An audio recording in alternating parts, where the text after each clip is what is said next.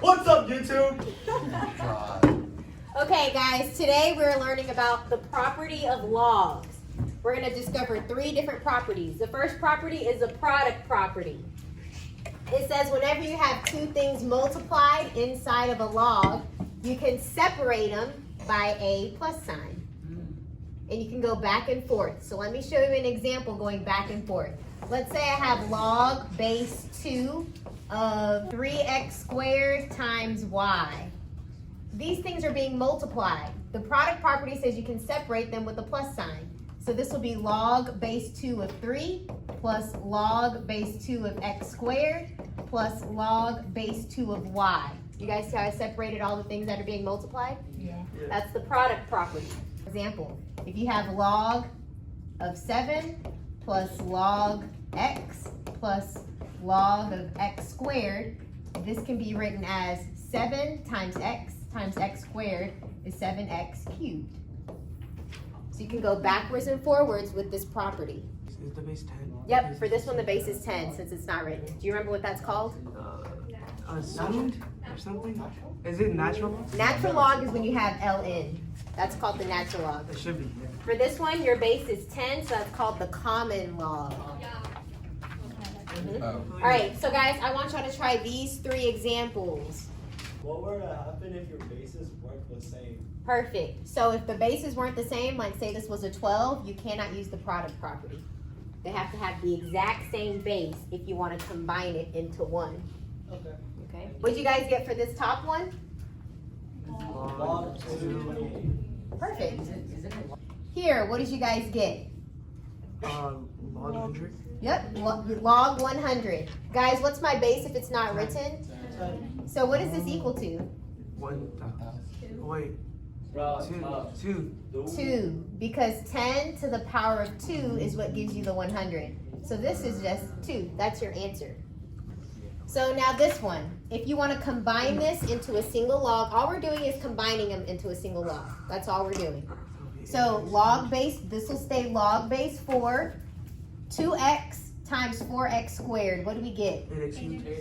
Exactly, 8x cubed. All right, now guys, we're going to go the other way. We condensed it into single log, into a single log. Now we're going to spread it out. We're going to expand it. So now, what could this one be written as? What are 2 things that will multiply to give you 6? Perfect. So this will be, log 3 plus log 2 whole. now if you wanted to keep going, how can we break down this 9? 3 and 3. Exactly. So you can write log base 4 of 3 plus log base 4 of 3 plus log base 4 of 5. So the answers need to be in simplest form? Put it in the simplest form. Wait, so Oh, Okay? gotcha. Because 3 times 5 is this 45. All right, let's try this one. What 2 things are being multiplied here? 5 5 and an x. You're going to have 2 things. Log base 2 of 5 plus log base 2 of x. And that's it. Are you guys okay with the product property? Yes. Okay. I believe so. Let's go ahead and move on. Now we're going to do the quotient property. This is where you're doing division. Okay? So guys, just look at the setup. Your numerator goes first. Your denominator is what's being subtracted. That comes second. Okay? And if you were to go from this part to this, your m goes in the numerator. The last one that's being subtracted goes in the denominator. So right here, I'm going to have log base 3. What will go in the numerator? 24. And what goes in the denominator? Log base 3, 3. Yep. Because 24 divided by 8 is 3. And what is this equal to? I shouldn't have any log. 3 to the power of what is 3? 1. This one, log base 2. We're subtracting. That's how I know I'm doing the quotient property. This first one goes in the numerator. The second number goes in the denominator. Now let's simplify it. 15 divided by 15 is 1. What's the answer? 0. 0, because 2 to the power of 0 is 1. So the answer here is 0. Yeah. When you give me a single number, we're evaluating the log. Okay, what is the log equal to? We're evaluating the log. Okay, here, we're gonna have log base 4. X to the 9 is in the numerator. X squared is in the denominator. And we're always gonna simplify it if we can. What will this simplify to? Perfect, that's your answer. Okay, so what two numbers can divide and give you 4? 2 and 2. Wait, no, 8 and 2. Sure.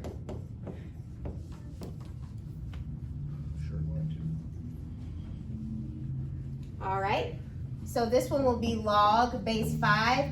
Your numerator comes first, your denominator comes second. For this one, the numerator is first minus log and then the denominator. Let's go back and simplify these. Let's look. 8 to the power of what will give you 8? 1. So this whole thing is just 1. So it's 1 minus, and do you guys know 8 to the power of what will give you 2?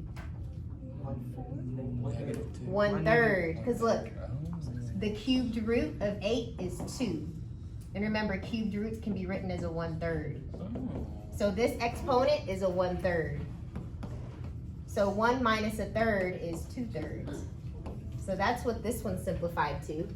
5 to the power of what gives you 1? 0. So guys, this is 0. This one you would need a calculator. So your answer is just negative log 5/3. And this stays the same. Why do you need a calculator on that? Because you For this one, I don't know what 5 to the power of what gives me 3. I just know 5 to the power of 1 will give me 5. If it was the power of 2, it'd be 25.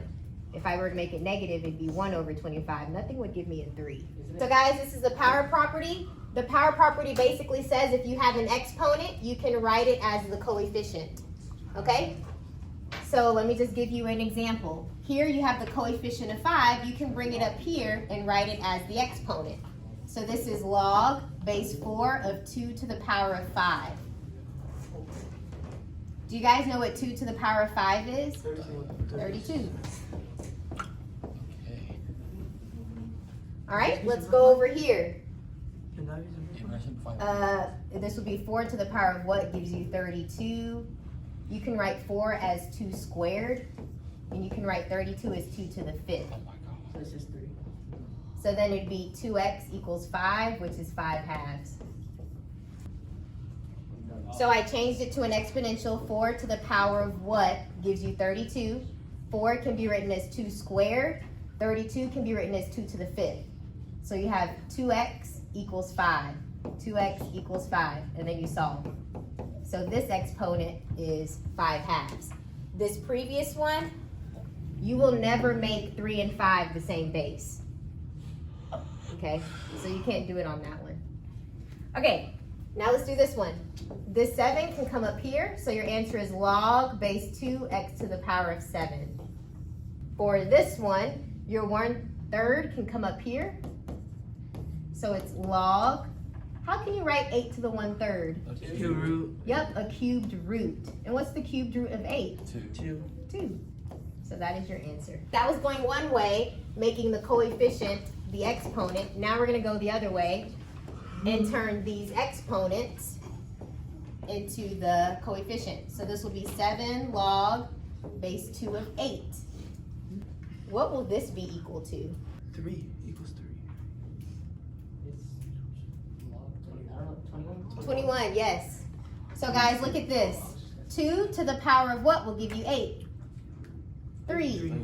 Remember, log base 2, 8 equals 3. Because 2 to the power of 3 gives you 8. So this is just 3. Times 7 is 21. Okay. Bring this to the front. So you're going to have 3 times we're bringing this exponent to the front. So x minus 1, you have log 4. And then you can simplify it. Don't leave me with parentheses. This is 3x minus 3 times the log. And then put the log with everything. Distribute that log in. So this 3x will have log 4. And this 3 will have log 4. You gave the log to both things. Okay? how can we write this with an exponent? Just Exactly, to the 1/2. And the 1/2 can come to the front. So this is 1/2 log base 7w.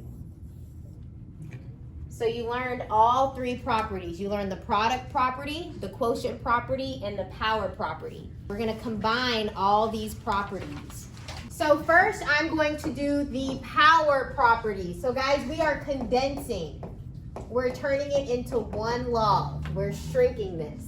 So this coefficient can come up here as the exponent. This coefficient can come up here as the exponent. Okay? So guys, this is log. What is 6 squared? 36. Perfect. And then what is log? And I can write this as the 4th root of 16. What's the 4th root of 16? 2. It's 2. 2 times 2 times 2 times 2 would give you 16. Oh. So that is the number that goes here. That would be a 2. Now, whenever you have addition and subtraction, you're gonna move left to right. So you need to start here first. This is gonna be the quotient property. So we'll have a single log and you divide these two. 36 divided by 2, what did you guys put? 18. And I'll bring this next log down. Now this is the product property.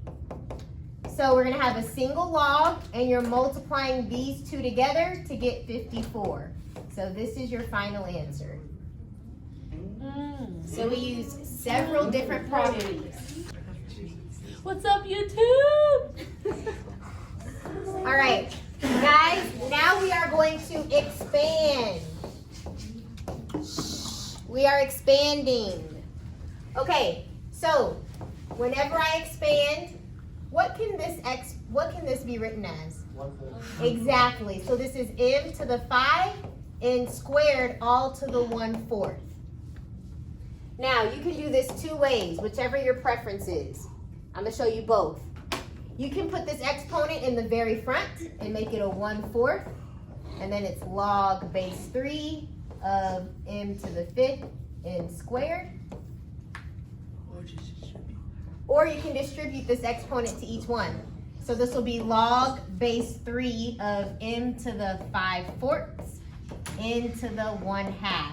Because 2 times 1/4 would be 1/2. Yes. So like for the exponent on like the m, would you not write that on the outside? Isn't This that one? expanded? Yeah. This one, not yet. You know, do that? Not yet. We have to deal with this outer exponent first. Okay? So now that we have that, do you see how these are being multiplied? I'm going to apply the product property.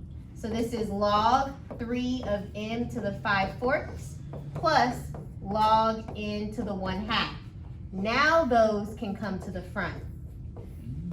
So this is your final answer, 5/4 log base 3m plus 1/2 log n. Okay? Wait, but what about the other one? This other one, this is also being multiplied. So this is log base 3m5 plus log n squared. Don't forget you have this 1/4 on the outside. Now this 5 will come to the front, and this 2 will come to the front. Oh, and then you just distribute that 1/4. So this will be 5/4 log base 3m plus 1/4 times 2 would become 1/2 log n. So you get the same thing either way. Why is the 3 not on the log n? The 3, oh. Thank you. Let me put that there. Let me put that there. I'm missing my base. Okay, so I'm gonna have you guys practice some. The first thing you should notice is that there is a division. So I'm gonna go ahead and do the quotient property. So I'm gonna have log of the numerator minus log of the denominator. Okay, now let's focus on this one here. I have 3 things being multiplied. I have 2 times x cubed times this whole thing. So I'm going to split it up using the product property. So this will be log 2 plus log x cubed plus log of this. And by the way, guys, how can you rewrite a fifth root? 1/5. Exactly. So I'm gonna rewrite this. I'm gonna rewrite this as to the power of 1/5. Okay, minus this thing. And I'm just gonna put parentheses around this so that you don't forget that this minus will go to everything that's in here, okay? So I'm gonna apply the product property here. Log 2 plus log x plus 1 squared. Now, all I have to do is just distribute this minus sign. So this is minus log 2 minus log x plus 1 squared. And I'm going to bring all this down. So I have log 2 plus, I'm going to use the power property and bring this exponent down to the front. Power property to bring the exponent down to the front. Oh, 1 minus x. And then all of that. This can also come to the front. So this is your final answer. I brought that last exponent to the front using the power property. What's like the value for log? Like pi is 3.14159. Log is not a value. Log is a function. What's the function? For example, if you had like log base 2 of x, the exponential one would be 2 to the power of x. And you know how to graph that, it'd look like this. Well, if you took the log, you just flip the x's and y's, and it would look like that. So a log is a function. It's the inverse of exponential, huh? But remember how this table was like -2, -1, 0, 1, 2, 0.25, 0.5124. Those are the points on here. And then if you swap it, those are the points on a log. That makes sense. So the inverse is always the log. Yes. So a log function is the inverse of an exponential function. So if you can graph the exponential, you should just flip the table and you can graph a log. And we'll learn that the next unit.